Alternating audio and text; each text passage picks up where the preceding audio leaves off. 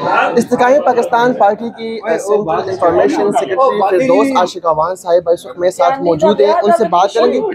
Madam, ज़रा बताइएगा कि इस्तेकाम पाकिस्तान पार्टी बनाने की वजूहात क्या थी, किस बुनियाद पर ये पार्टी बनाई है और आइंदा का अमल क्या होगा, मंशूर कब तक फाइनल हो जाएगा?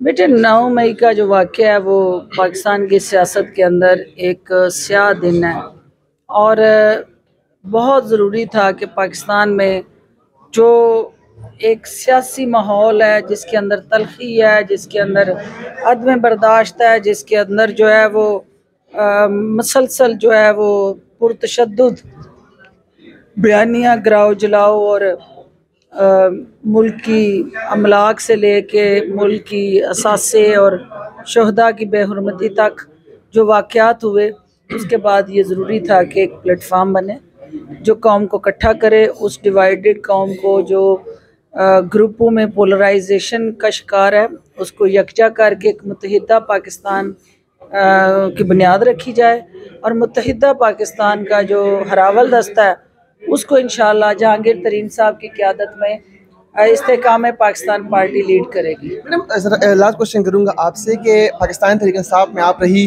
किसने पीटीआई को नुकसान पहुंचाया? और ज़रा ये बताइएगा कि वो लोग जो खान साहब को छोड़ चुके हैं, जो पाकिस्तान तहरीक इंसाफ को छोड़ चुके हैं, ज़्यादातर वो इस्तेकाम पाकिस्तान पार्टी में है। अगर कल को आप पे बुरा वक्त आएगा तो आपको भी छोड़ेंगे?